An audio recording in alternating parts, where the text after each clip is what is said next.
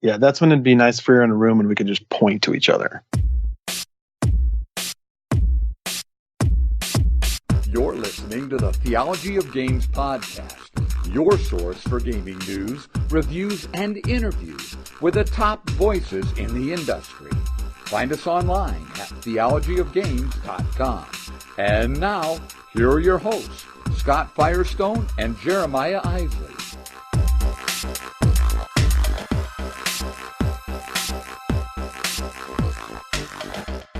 Welcome, everybody, to the Theology of Games podcast. You're listening to the 27th episode. I'm AJ Skifstad, and with me is... Hey, it's me, Jeremiah. I forgot who was going to go first. I almost blew it.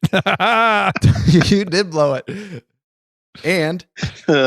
Scott Firestone. And we are talking the top 10 board games of 2018. So we put our list together. We're going to talk about what we liked playing the most. And we've got a lot of good stuff, though, going on over at theologyofgames.com. We've got some contests running right now and some ways that you can get involved in our conversation. I'm going to let Jeremiah talk about a couple of those things before we go on to our top 10. Oh, so we're going to talk about the contest right now. Is that what you're saying? Well, I figure we always talk about something cool first before we jump right into content. Perfect. So big contest happening right now in the month of February. So this is 2019. We are the last top 10 of 2018 episode you're going to hear. We like to stand alone. But here in the month of February of 2019, we have what we are lovingly calling the Tiny Epic Contest. Our good friends at Gamelin Games really knocked it out of the park for us. I emailed them. I said, hey, we want to hold a really big contest in the winter months here to get everybody over this boring lull of winter time. And they said, how about every Tiny Epic game there is? Not only that, how about every deluxe version of every Tiny Epic game there is? Not only that, how about a custom game hall bag to hold all of those deluxe Tiny Epic games? And I said, okay. And they kindly obliged us there. The best way that I can tell you to get in on this contest is to just go to theologyofgames.com. There's a landing page there. There's a button that says enter the contest. You click on that and there's a cool post that has the entry form and everything that you need right there to get in on this. There's plenty of ways that you can enter by following us on Facebook or Twitter or subscribing to our podcasts, or I don't know. There's like 10, 12, 15, something like that. And Scott, are you with us? Did you come back? I'm still here. Bleep, bleep, okay. Yeah, you were. We lost you. All right. So, but there it is. Welcome behind the scenes where things don't always work the way they should. So that's happening, and it's really awesome, and really happy with how it's going so far. And hopefully you will enter and win this amazing prize. It's worth $300. That's a lot of dollars that you don't have to spend on these Tiny Epic games. So there's that. And then should I tell you about the hotline? Oh, tell them about the hotline. So I'm hoping I can drop this in and you guys can hear this. We love it when people are a part of the show, whether you tweet at us, whether you ask us questions, whether you comment on Facebook or whatever it might be. We love that. But the best way possible to get a hold of us is the TOG hotline. That's right. You can call 216-352-3864 and you can be a part of the show. You can ask us questions. You can tell us funny jokes. You can do whatever you want as long as it's decent and not mean. And we'll put you on the show just like our good friend Ben Canellis did. Let's take a listen. Hey, Jeremiah and the rest of the Theology Games crew. This is Ben Canellis from Cleveland, Ohio, and I got a question for you. I was wondering if you could do away with one board game theme and no more games of that theme can ever be made, and any games of that theme that have already been made are banished from history. What theme would that be? What one would you want to see just go away completely and utterly. So, all right, have a good time. Bye. So there it is. That's a good question. I think AJ knows exactly what he would say, and I'm going to let him answer so that I can ponder it a bit, and I'll give Scott the same opportunity as well. So AJ, I know what you're going to say. Just lay it on us. All right, I'll do it at the risk of sounding like a total bigot. I hate anything. I just don't like any games that are like Far Eastern culture games that are based in like ancient Chinese dynasties or things like that, or even some of the newer ones like Yokohama or Hanamakoji. And the games aren't bad. I'm not crazy about the theme. I've never been into anything like that. And it's just because I'm too westernized, and I'll just own that that's just been my exposure in my life is Western culture, and I'm just not into it. So that for me, it would probably be those themed games, just not my cup of tea. Those two names that you named, those two games, Hanamakoji and Yokohama, both share something in common that we'll discover later in the show. But that's a tough question, because here's my thing about theme. I think theme is great. I love theme, but at the same time, I'll play just about anything, because I've come to find things like photosynthesis or the Great Heartland Hauling Company or whatever it might be. Like sometimes this theme is just like, what? Why would I play a game? And then it turns out to be a great game. So I'm going to say this at the risk of totally infuriating an entire sector of geek culture. Uh-oh. Because it won't affect me at all if this theme of games never existed. It wouldn't affect me at all. And I'll say anything to do with Game of Thrones. Oh, how about that? Bad. Because I don't play Game of Thrones games. I don't watch the show. I don't read the books. I'm like the one person on earth. Maybe there's 3 of us on this call, but it wouldn't affect me in really any way if those games weren't in existence. So go ahead, haters, send the emails, theologyofgames@gmail.com. But that's where I stand on that. So, well, it's not like there are a slew of Game of Thrones games out there, and you're like cutting out hundreds of games because you hate them. It's true. I think for what it is, I think the Game of Thrones board game that's kind of like diplomacy, I suppose, sort of, is pretty good if you like that kind of game. Yeah, but it could have been any theme. Right. AJ, you used to have, wasn't it like the LCG or something? The living card game. I had hundreds of dollars in that game. Yeah, loved it. And I played that a few times with you. It was pretty fun. But I haven't played it since then, which is probably like 5-6 years now. Oh, longer. Yeah. And I'm living my life just fine. Thank you very much. So, Scott, what would you say to our good friend Ben Canellis's question? I would be fine if there were never another zombie game. Oh, yeah, that's okay. Yeah. I think the theme is played out. Yeah. And there's almost nothing new in it. The closest I've come to really enjoying one is one that is so atypical. It's Hit Z Road by Martin Wallace. Uh-huh. About a kid making a board game about his family trying to fight off zombies. And he's making this board game out of other board games. And the artwork is brilliant and the gameplay is brilliant. It's an auction game. So it's not like your typical, like, here's a bunch of miniatures and you're fighting off hordes of zombies. It feels different. And so that is the only one I like. Gotcha. Mm-hmm. All right. Well, there it is. So once again, if you want to be in the show, just as our good friend Ben was, call the hotline, 216-352-3864. But what you're really here for is not to hear us talk about game themes and how AJ hates Asian culture. Yikes. Don't hate them. But what you're here for is our top 10 lists.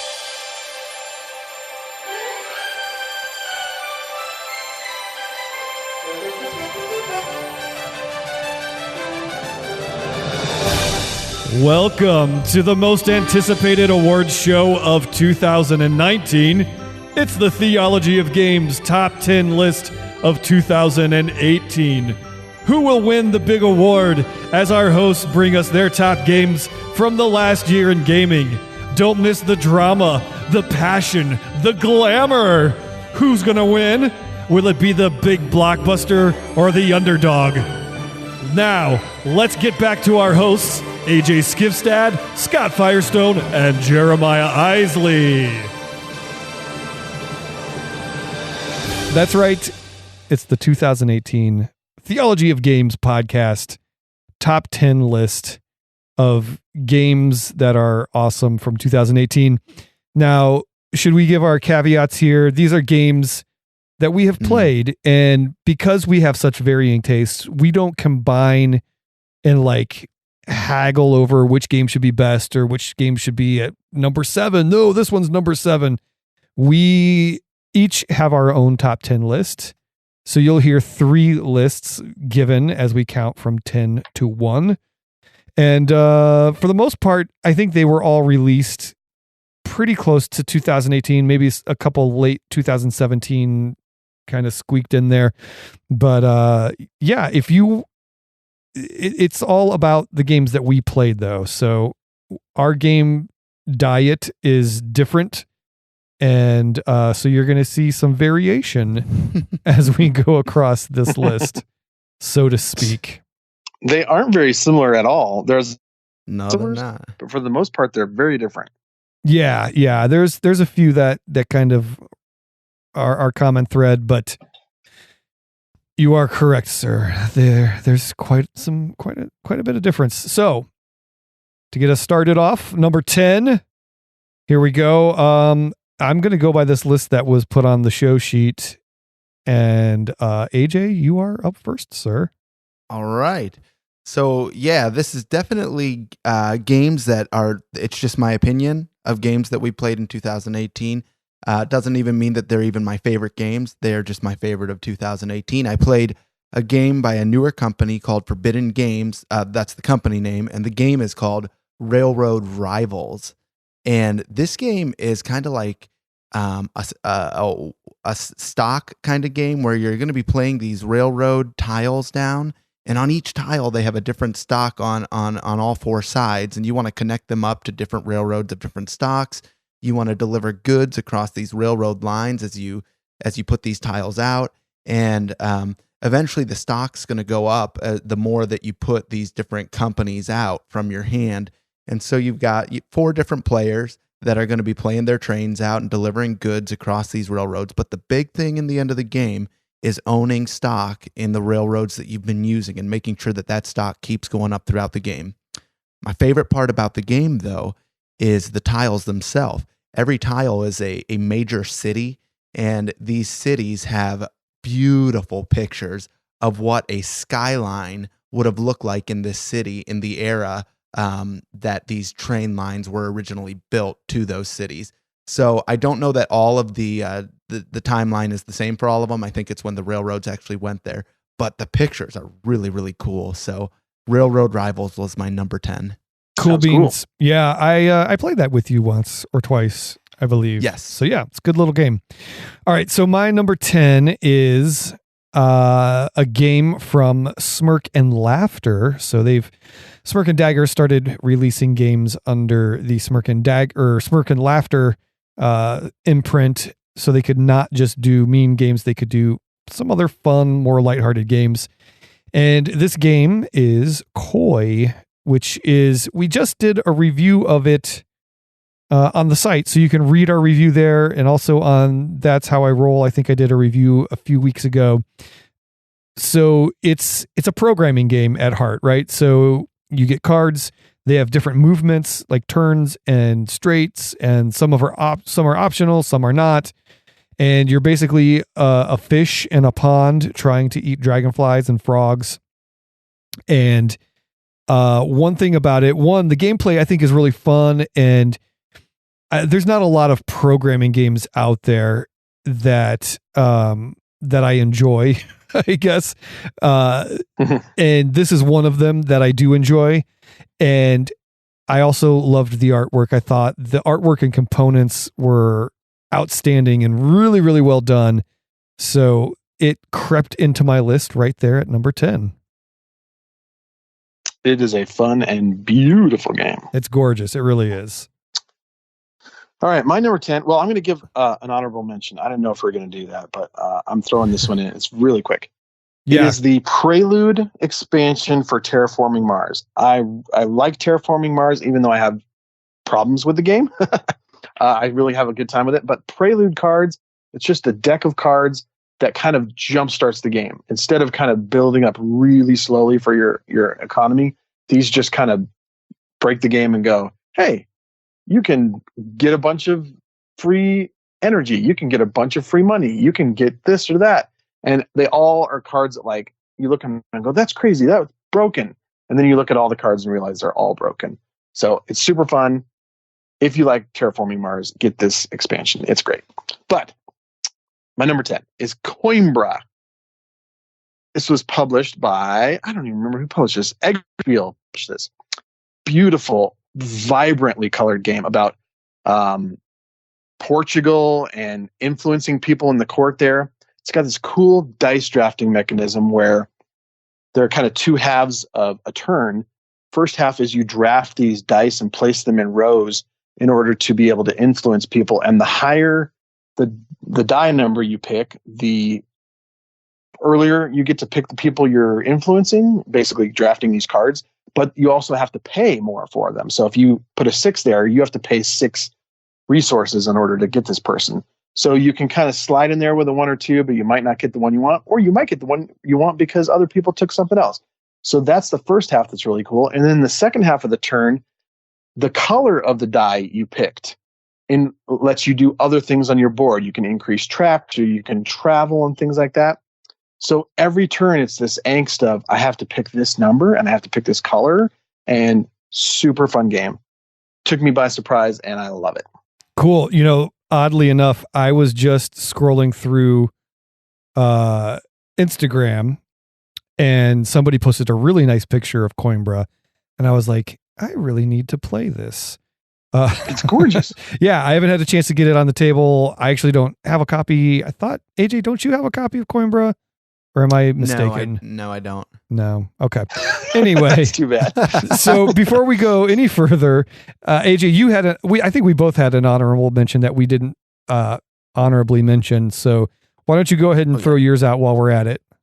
Yeah, what's interesting about this one is we've been talking about it on our Board Games Daily podcast, and it is actually in a cage fight right now with Hanabi. This game is called The Mind by Pandasaurus Games, and it's one of those kind of play the cards sequentially games without having too much information around the table.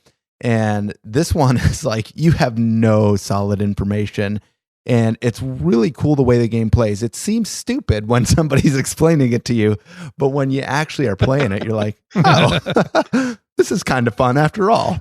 Yeah, so if you haven't checked out The Mind yet, it's worth checking out, and definitely worth adding your opinion on the cage fight. Yeah, I played that as well. I really enjoyed it. I thought it was a lot of fun. My honorable mention, I like to call it my 10A, was That's Not Lemonade from Tuesday Night Games. Just a funny little push your luck game of trying to drink lemonade and not pee. So AJ, you've played this a number of times with me. I love it. It's great. It's a great little game. My boys love it. We just giggle the whole time when we're playing it, and it's a fun game. I brought it out during like the holidays and New Year's parties and things like that, and everybody just laughs and has a good time. So it was definitely worth mentioning in the top games of 2018 because it's a lot of fun.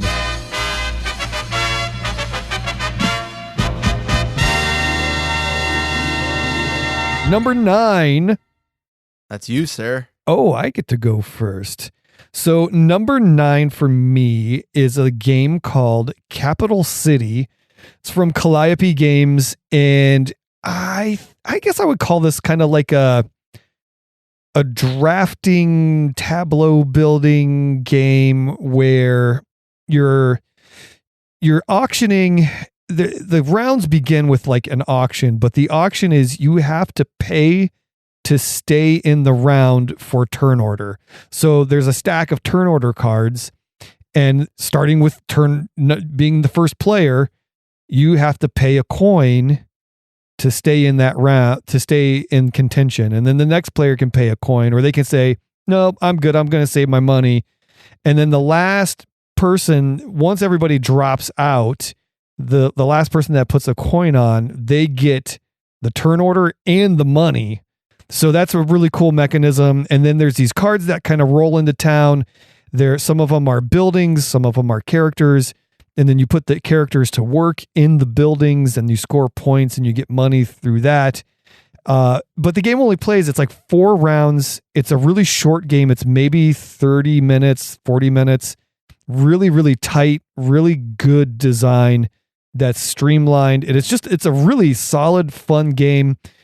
I think Calliope Games has spent a lot of time last year really hyping up things like the Mansky Caper and some of their other really big titles. And this one kind of like fell through the cracks, but it is really good. It's just a solid game.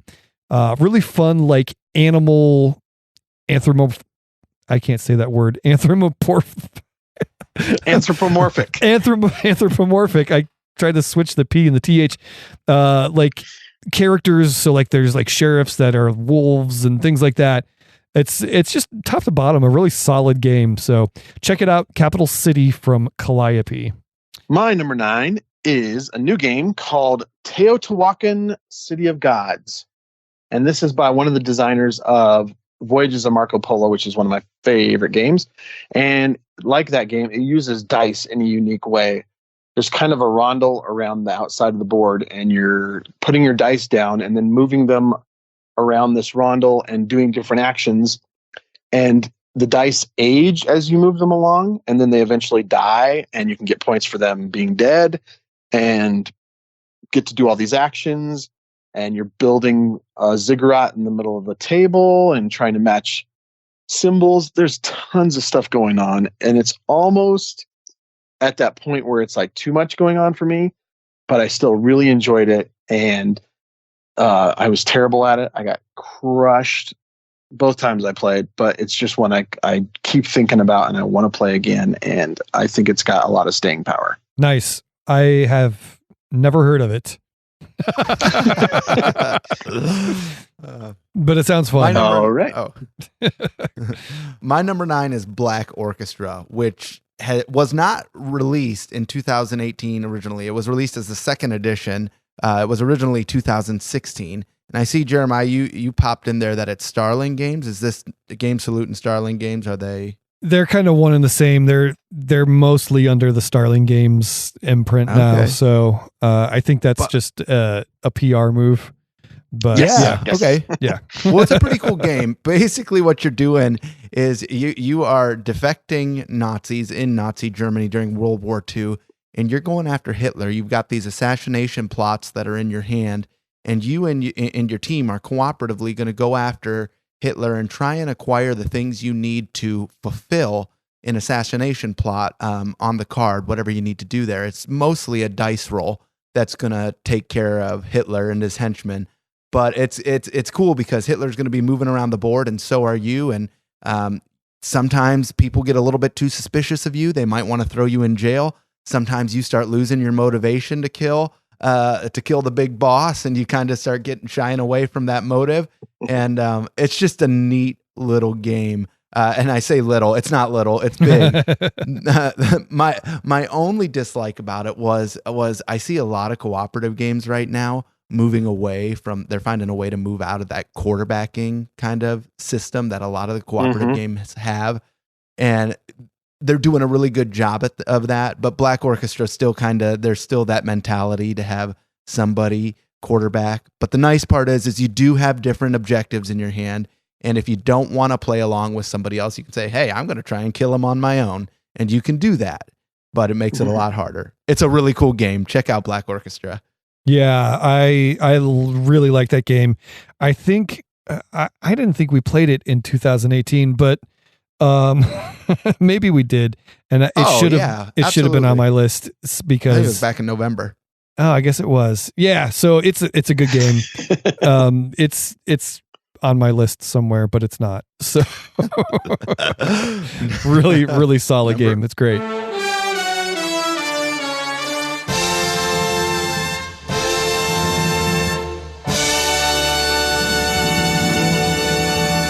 Number 8. My number 8 is a game that I dismissed because I thought it was just a pretty face. And Jeremiah even talked about this in his review of Everdell. He said, this is not just a pretty face. It is a really solid game. And I still, even after he said that, I was like, yeah, but it's just pretty. It's just pretty. And then somebody brought it and I thought, all right, I'll play this. And I was like, oh, this is really fun. It is not a perfect game. There's a lot of luck of the draw in it. With combinations and so forth. But I have fun every single time I play it. Plus, it's gorgeous. So I'm sure we'll talk about that later. Yeah, you've got it way under ranked. But that's okay, because it's on your list, and it's a really good game. It is a good game. Everdell. Get it. All right. My number 8 is Indian Summer. This is one of those UA Rosenberg abstract kind of grid placement tile, weird Tetris tile placement games. This one is one of 3 released by Stronghold, and they all 3 are out now. The first being Cottage Garden, Indian Summer second, and the last one is Spring Meadow. So they all have this naturey kind of theme. In Indian Summer, basically what you're trying to do is you're trying to cover up your grid of forest with forest foliage. So you have all these beautiful fall leaves that are coming down, and you have to fill it up first. It's a race to finish. You want to cover up your board first.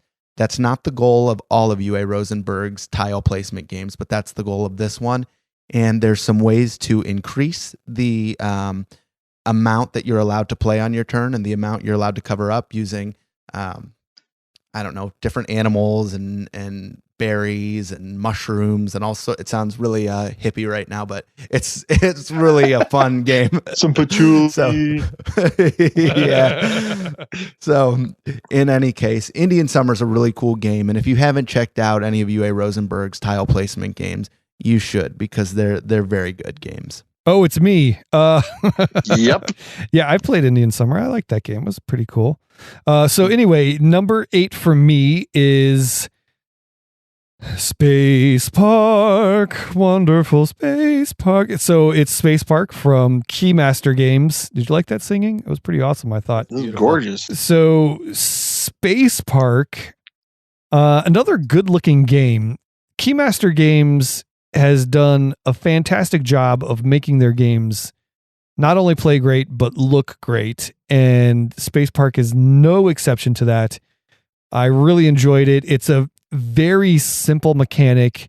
There's 7 locations that the board kind of gets dealt out into. They're modular, and there's 3 rockets, and on your turn you pick where one of the rockets is, you activate that location, then you move that rocket to the next open space, and that's it. You're trying to collect points by completing badges that you get. You get the badges by going to one of the locations and activating it. And very simple, but really cool. I've played it with 2, 3, 4 players. All the player counts really work well. And it's just a fun, simple, easy game. And we'll be giving that game away soon too. So stay tuned for a contest for that.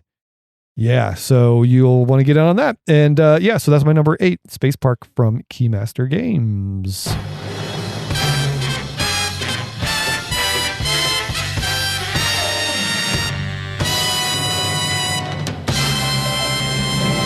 All right, moving on to number 7. Number 7. Yeah.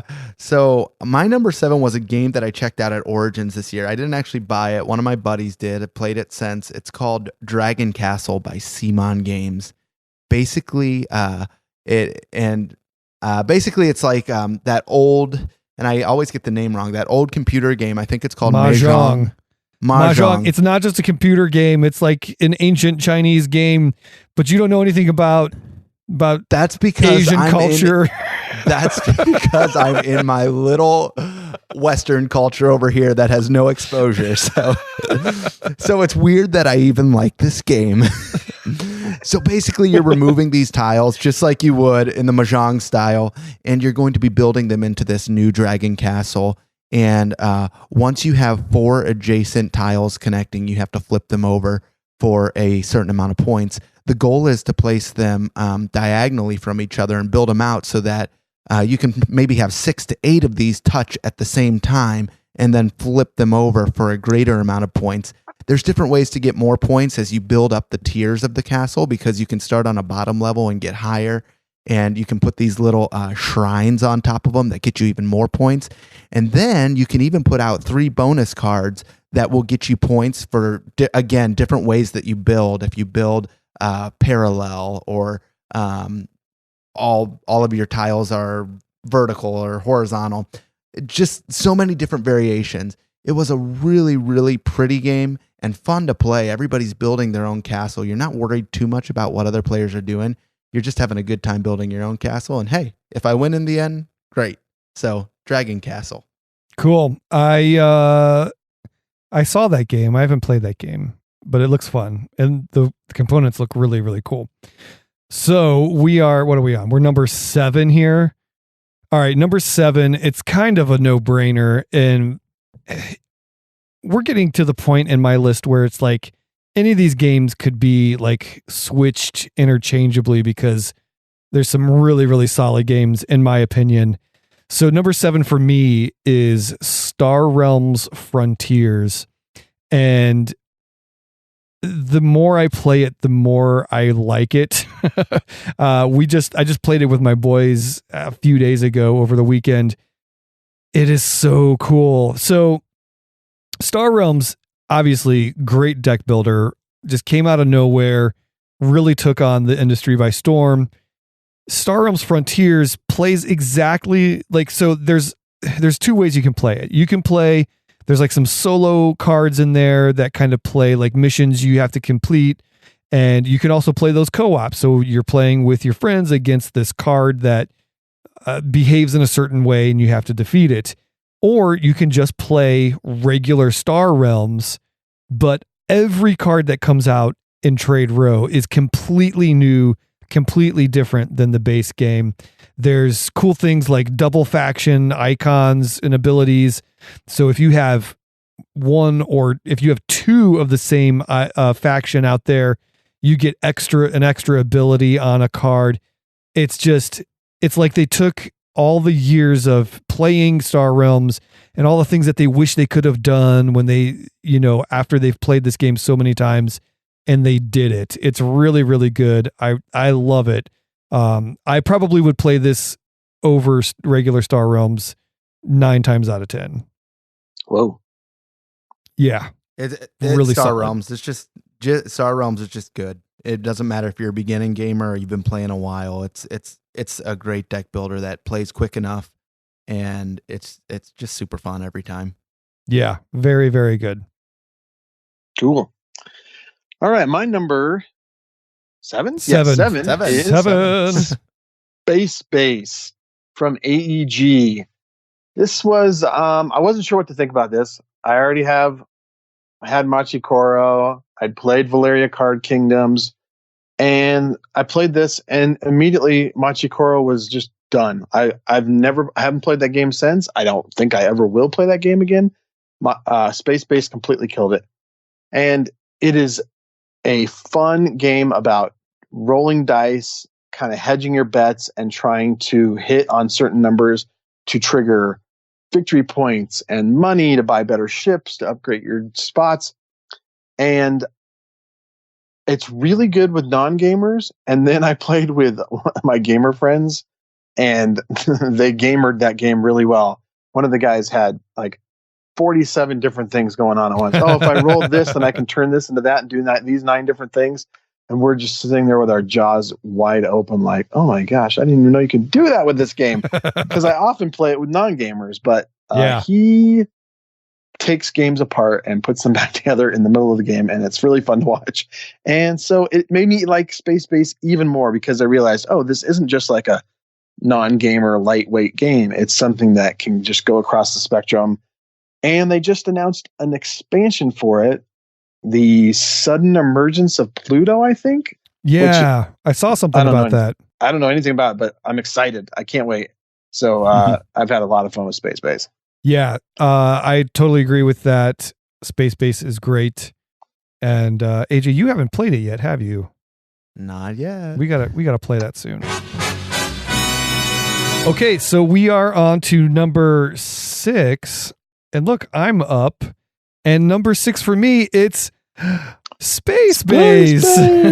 So, yeah, what Scott said, it's great. It's fun. Engine building, but really clever ways that you build that engine and the different effects that you get once you kind of double up on a number. So like, okay, you can roll a 7, but then if you buy a ship that goes in your bay at number 7, the ship that was in there flips over and it becomes a different power that gets you different things. So there's like a 2-edged sword. Like some cards you just want to get them so that you can get them deployed. Really just great, clever, fun game. And yeah, like I've played it with my boys a ton and they love it. And I've played it with adults who know how to play games and they love it. So yeah, good game, good one on AEG. Designed by John D. Clare, designer of Mystic Vale, by the way. So there you go. Mm-hmm.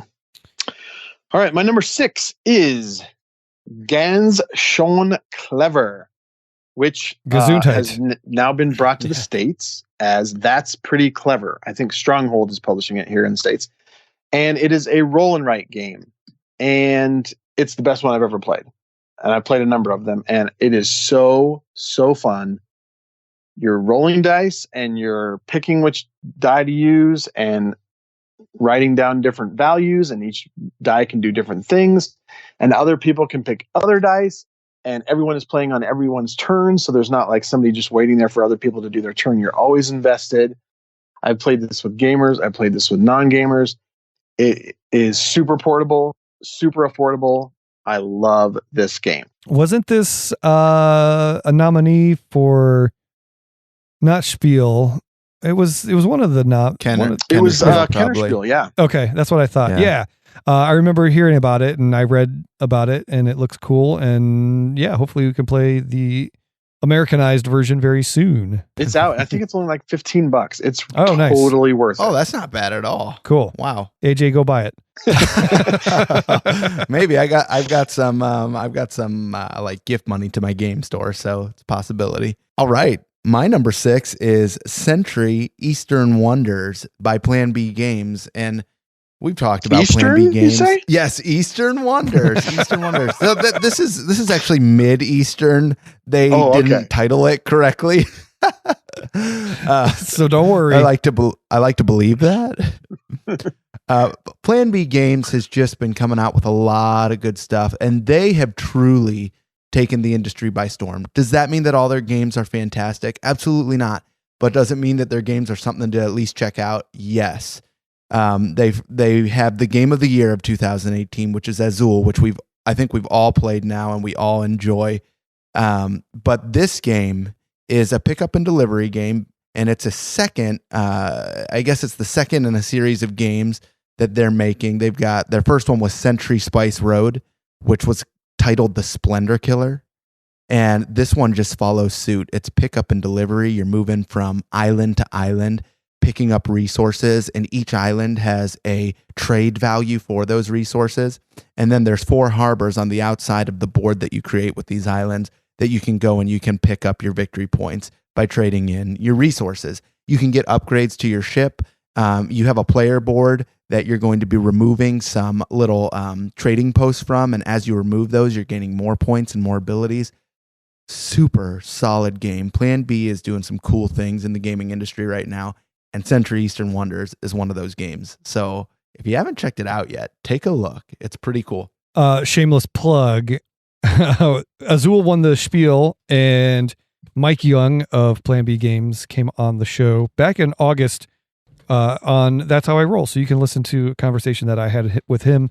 And he talks about Century Eastern Wonders, and he teases a little bit about the upcoming one. So go back. It's out. It's out now. I think it's called New World. Oh, did it just release? Well, you should still go listen to the conversation because it's a good episode. Anyway, thanks, AJ. You're not supposed to spoil it like that. Oh, no. It's shoot.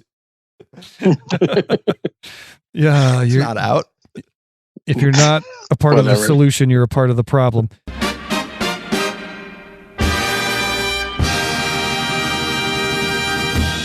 Okay, so we are on to number 5. We're in our top 5. Here we go. Here is my number 5. It is Sidereal Confluence, Trading and Negotiation in the Elysian Quadrant, which sounds super boring and is the opposite of that.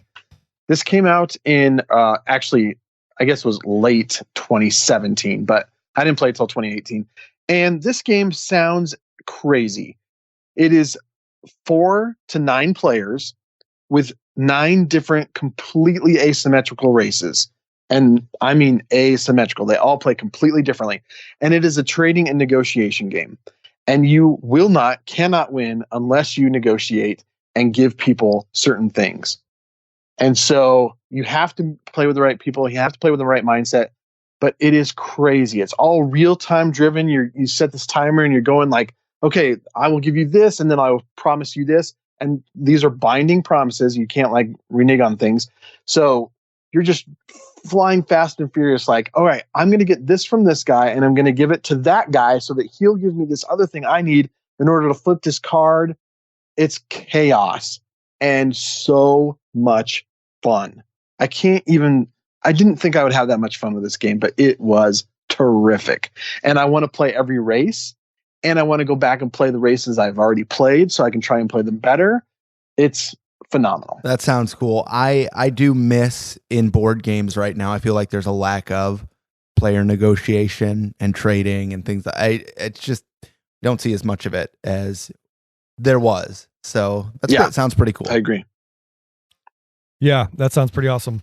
All right, so AJ, you're up next. I'm next. Okay, this is one of those games. We only have 2 games that have crossed on all of our list, and this is again Everdell. Oh no, just kidding. This didn't cross on all our list. Sorry, I spoiled it again, Jeremiah. No, I just spoiled it for Jeremiah. That's all. Like anyone really thought it wouldn't be on his list. Anyone. Yeah. If you've listened to That's How I Roll, you know that Everdell's on Jeremiah's list. It's a great worker placement game. Again, it was kind of that subtle surprise where it was just like, I don't know, I don't want to play this. It looks childish, kiddish, and you end up setting it up, and the intrigue just grows and the suspense grows as you're like, okay, this is looking really cool. And then you start playing it and you're like, and it plays really well. And then you're like, I think I'd like to play that again. So I'll let Jeremiah talk more about it, but that's my take on it. A fine choice, a little underranked if you ask me, but what are you going to do? All right. So top 10's pretty good. Yes. My number 5, I think there's only 2. Yeah, I think there's 2 publishers that made my list twice, and this is one of them. Another game from Keymaster Games, Caper. Caper came out at Origins of 2018, and it is a 2-player game about, well, pulling a caper. So a really cool little concept for a game, and also mechanically it's really cool. There's 3 locations that represent some sort of famous site or famous, most of them are like European, like you could kind of pick if you're in London or Italy or wherever. And it's almost like an area control. Like you're going to play thieves into these locations. You're going to put gear on those thieves, and the gear and the thieves will either allow you to like alter what's going on with your opponent, or they'll give you bonuses. Like there's little icons that they call capers, and you're trying to get the most capers to win that location. Really just clever little scoring mechanisms, little take that kind of thing. It's card drafting, so you're handing cards back and forth. And I really enjoyed it. The artwork, when I talked to the guys at Keymaster, they're like, yeah, the artist kind of came up with this like Wes Anderson feel for like a caper, a heist movie. And that was like, I can't think of a better way to explain it. That is like what it looks like when you open the box. There's like this wood grain, even like on the inside of the box and the insert, and just great art. Again, Keymaster really puts a high emphasis on the aesthetic, but the gameplay is really killer too. So Caper made it on to number 5 on my list. Nice. Yeah, everything Keymaster does looks really sharp out of the box. So that's a cool one. My number 4, moving on. Number 4? We're there. Is Luxor by Queen Games. Now, this game was up for Spiel des Jahres, did not win. And I don't know. I really like this game. I think I kind of like it a little bit better than Azul. What you're doing is you're wrapping around this board with this explorer. It's like this ancient tomb and ancient Egyptian tomb. And the board kind of cycles inward, and it looks kind of like an old style board game almost, like a roll and move. That's not what it is at all, though. You've got several different workers that are going to be going into this tomb and excavating it and trying to grab these ancient artifacts, but it's all done by hand management. And it's really neat because you have a hand of, I believe, 5 cards, and you can only play the card on your right or left of your hand. And then you draw a new one and you pop it into the center, I believe, which moves other cards outwards. And you're trying to really program what's going to come out of your hand next and which direction it's going to come, because it's going to determine how you can move and what you can pick up. And the ultimate goal is to get into, I'm not sure if Luxor is a pharaoh or something, but I think it is. I think you're ultimately trying to get inside Luxor's tomb and grab like the best treasure. But at the end, whoever has the most treasure or the most points wins the game. But it's really cool the way you have to try and manage your hand in this game. And I really like Luxor. That's my number 4. I was really excited about that game, but I still haven't played it yet. But it does look really, really cool. So I'm hoping to get my hands on it soon. My number 4 is, I was so excited about this game when I found out about it, because I really liked the first edition. So this is second edition, and it's Dungeon Raiders from Devere Games. Devere Games is another one of those publishers that I think people just don't know enough about yet. They've got some really cool, really solid, really fun games.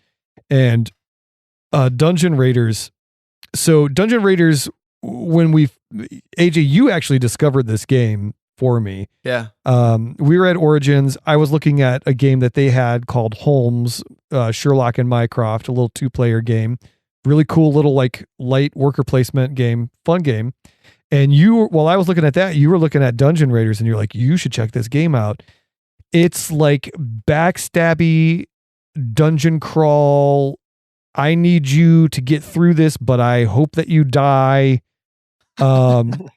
It hits everything so well. It's like a social deduction bluffing dungeon crawler.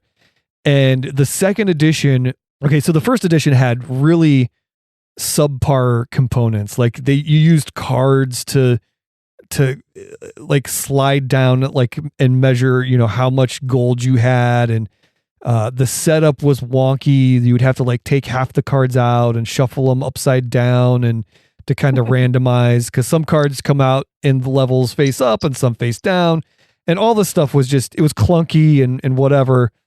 Well, they cleaned all of that up. There's a deck of cards that tells you how to set up each level instead of having to shuffle them upside down. There's tokens for gold. There's a non-elimination thing now, so you never take too many wounds and die. during the game, but if you have too many wounds at the end of the game, you're out of the game. So you can't just go running through there, saving all your good cards to get loot, and taking wounds, because if you have too many wounds, you die and you lose the game at the very end, not during the game. They cleaned everything up about the game that made it a little clunky and maybe not so great. And they made it really, really good and really, really fun. And I've played this game so many times. Every time I like, especially casual players, they're like, well, what kind of games do you like? I'm like, play this game. It's really fun. And they're like, wow, that's cool. So I really love it. It's great. And you should play it. Go get a copy of it. Dungeon Raiders, 2nd edition, Devere Games. Everything you just said in that statement was absolutely true. I've only played the 1st edition, but I really liked it. So the fact that there's a second that's even better, I really need to get this game. Yeah, you do. It's amazing. All right, Scott, what's your number 4? My number 4 is Endeavor Age of Sail. This is a 2nd edition of a game that came out 10 years ago almost. And it is kind of a colonization exploration game where you're traveling around the world and increasing your influence in industry and culture and various things. And just exploring and trying to get there before other people. It's a little bit of a race game. There was some controversy with it because one of the decks was slavery. You could invest in slavery, and they were not advocating slavery. They were saying that is a part of this, and we can't flinch from that. We have to acknowledge that it is. And if you went into slavery, it was better on average than the other decks that you could use. But there was a downside where if people abolished slavery by doing some various mechanisms in the game, then those slavery cards were actually worth negative points. And so my very first game I played with somebody who was so appalled that there was slavery in it. She said, my only goal in this game is to abolish slavery. And she did and never played again. But it is a really, really great game. And the 2nd edition is terrific. They have these not double-sided. They have boards that have 2 levels to them, so you can keep your pieces in there better. The artwork is just gorgeous and even better than it was. And they have all these great upgrade components and mechanisms. There's one called exploits, where when 2 regions get opened up, then this whole new set of rules comes in. And it just is crazy. And there are like 12 of them in the game. I think I've only played with 3 so far. And I can't wait to explore the rest and explore this world again. I've played it probably 4 or 5 times since it came out, and it just never gets old. And the games don't take very long. It's really, really fun game. Yeah, you've talked about it a lot, and it sounds like it's really good. I'm hoping to find a way to get it on the table soon and give it a shot, but sounds like a good game. Interesting enough, speaking of slavery, my boys and I just played Freedom, the Underground Railroad, and man, that is talk about a great co-op game. Yes. Really good. Really enjoyed that. So I digress. We are on to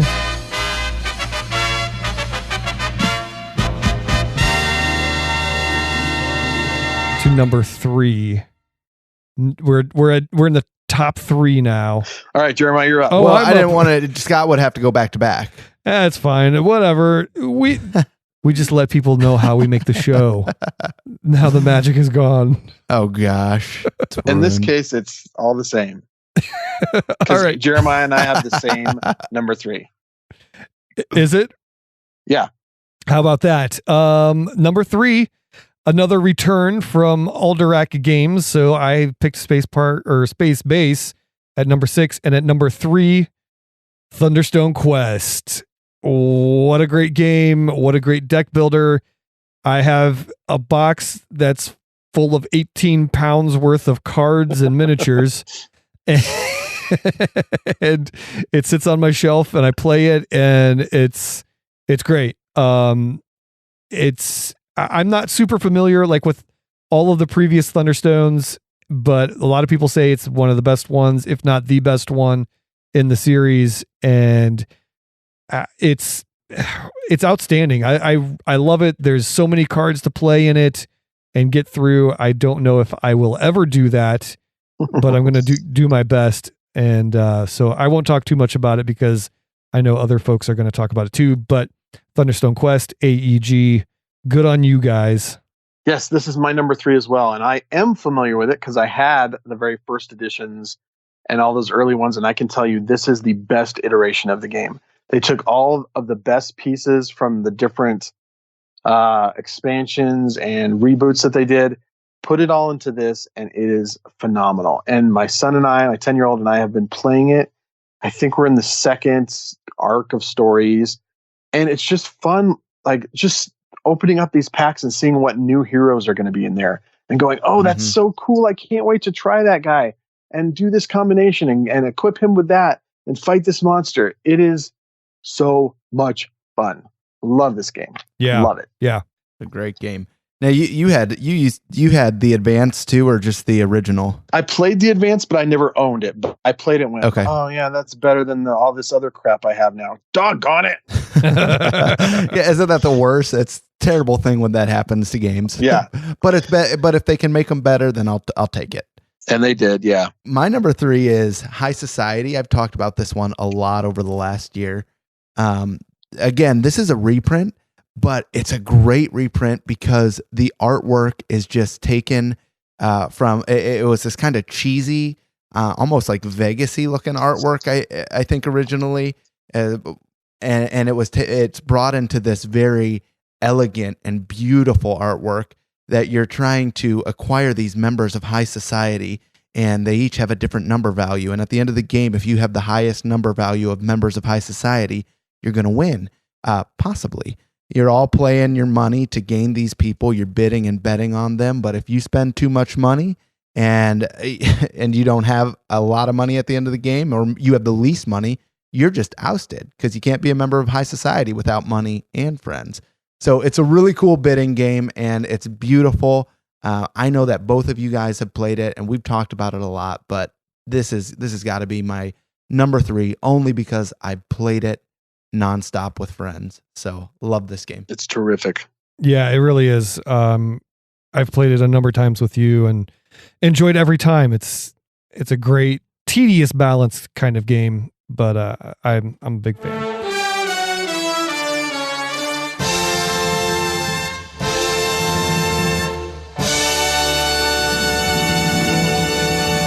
All right, number 2. Oh, I'm up. So here we go. Number 2 is, this was kind of a sleeper, and you guys are everybody's going to be like, what? But it's Hanamakoji from Deepwater Games. And I will point out, I'll call back to the beginning of the show when AJ called out Hanamakoji and Yokohama. Yokohama was my number 2 game last year. Hanamakoji is my number 2 game this year. So you don't like my number 2 games. AJ doesn't like my number 2s. Never will. No. Seriously though, this is another game that I think kind of got lost in the shuffle. Deepwater Games released a game called Welcome to that blew up and went crazy viral, and everybody wanted it, and which is great for them. It's a great game. It's a cool game. I've seen it. It looks like it's a lot of fun. But this game, Hanamakoji, is a 2-player, you would almost say, I guess, area control. You're trying to win the favor of the majority of 7 geishas.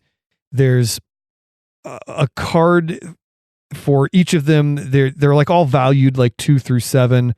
So the ones that are numbered 2, there's only 2 cards for them. 7, there's 7 cards, so on and so forth. So there's a certain amount of cards, and you actually end up playing all the cards every round, but each player only has 4 actions to choose from, and they all have this. Both of them have the same 4.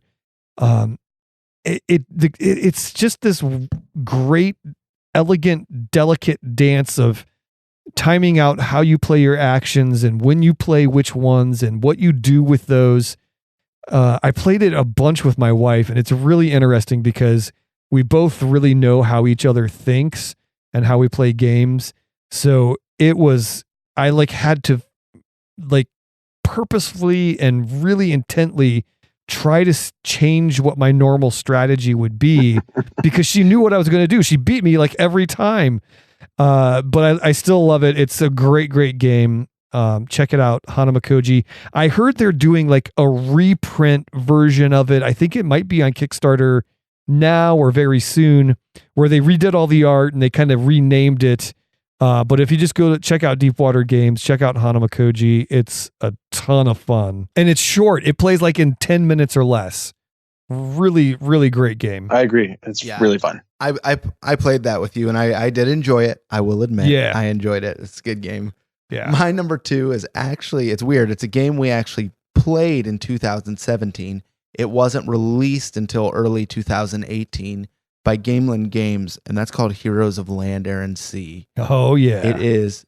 It's their big beast of a game because they're known for tiny epic. Well, this is huge and epic. It is a 4X game. Exploit, expand, exterminate, and explore.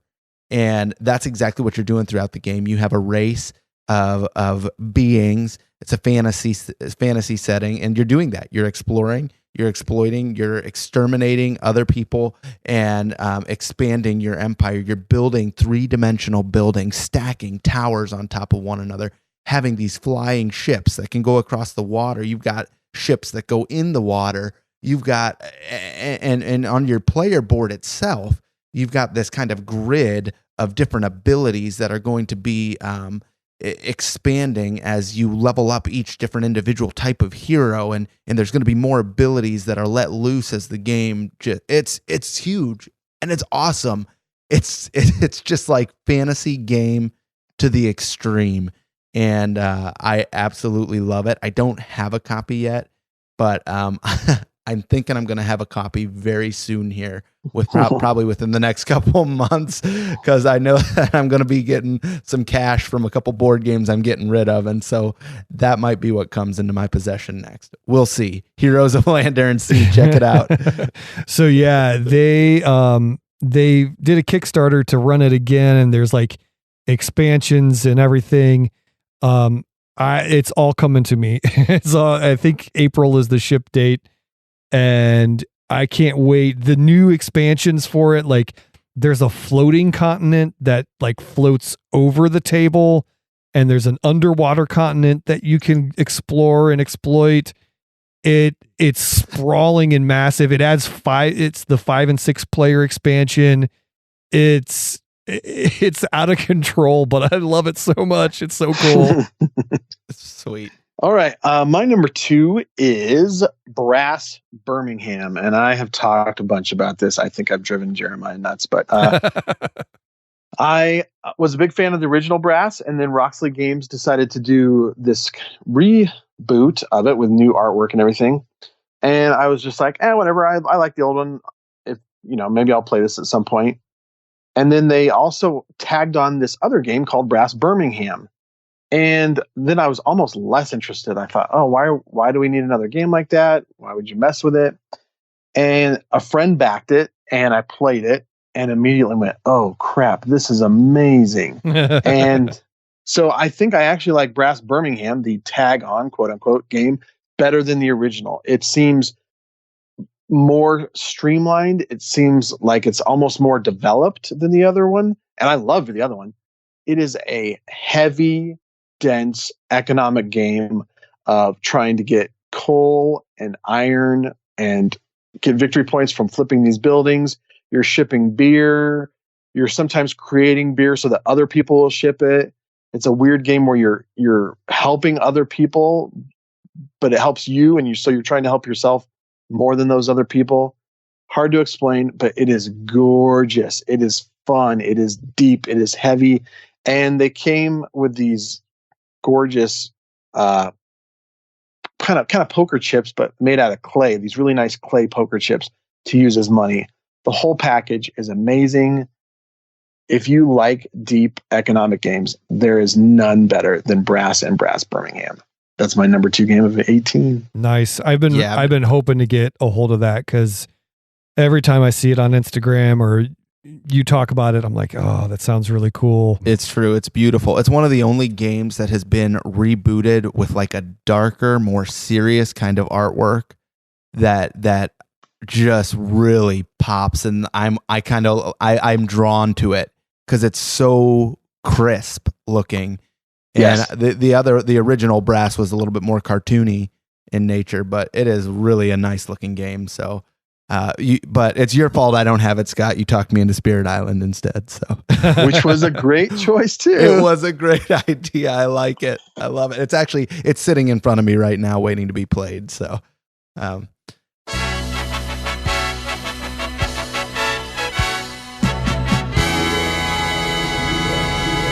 Number one. Here we are. It's the final countdown. Number one, 2018. All right. I won't belabor the point. You guys know it. I've talked about it for a year straight now, and probably before that, before I even got the Kickstarter. This is Thunderstone Quest for me.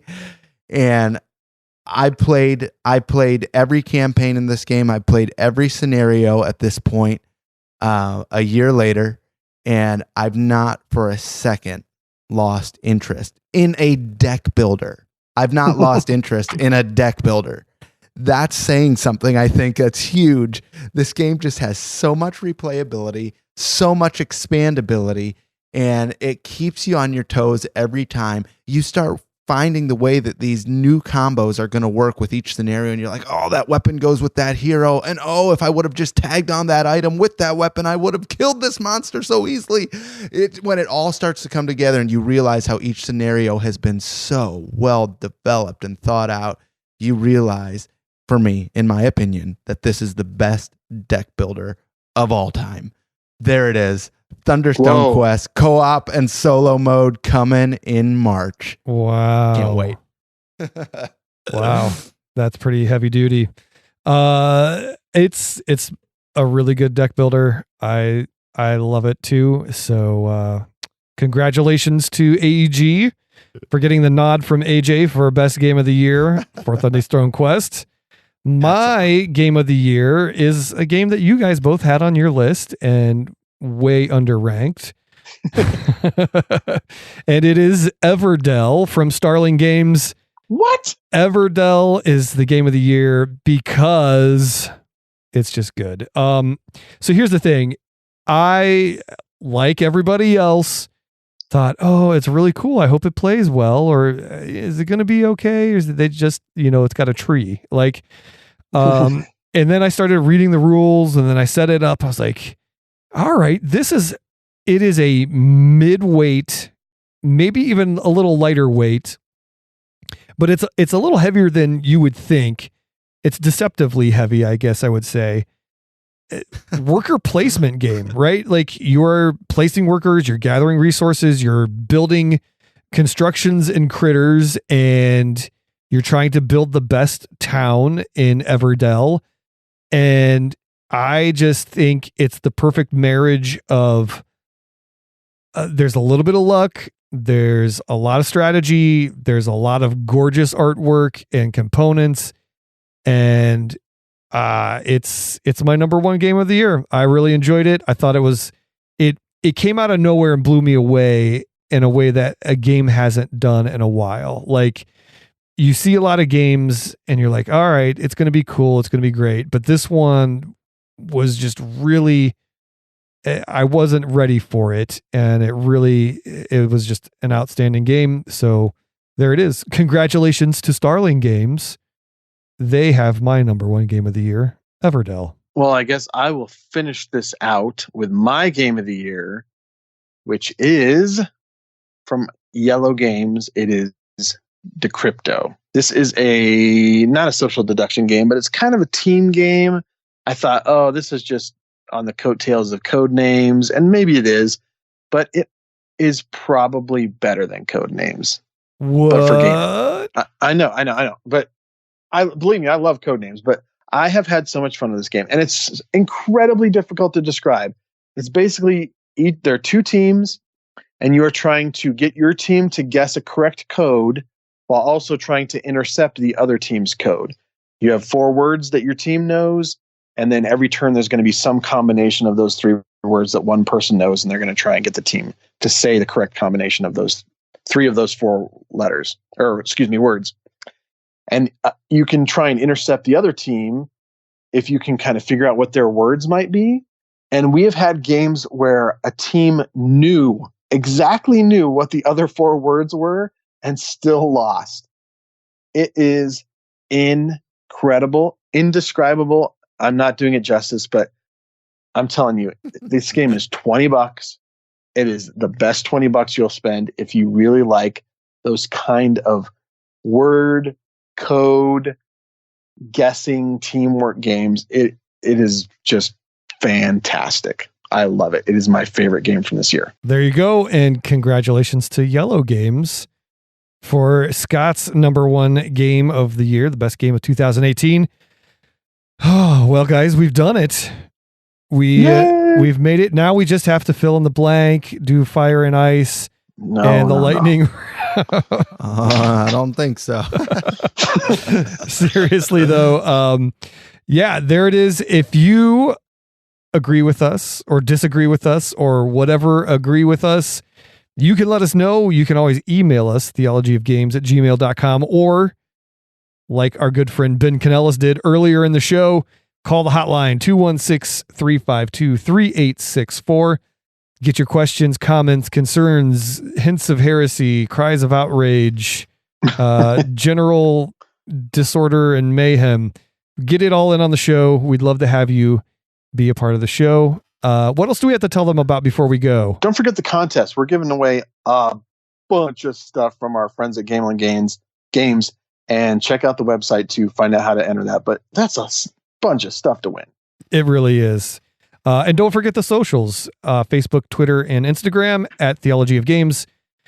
And if you just go to theologyofgames.com, there's all of the links for all of the things, our blog, our podcasts, our socials, all that stuff can be found there. And we would love to hear from you. So that being said, I think we should get out of here. What do you say? All right, thanks for listening.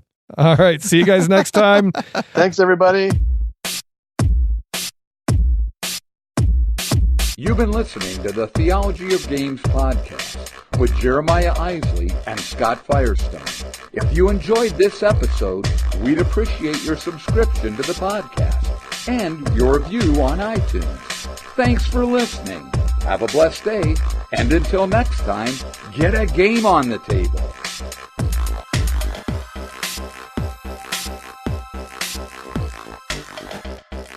Now I can stop it.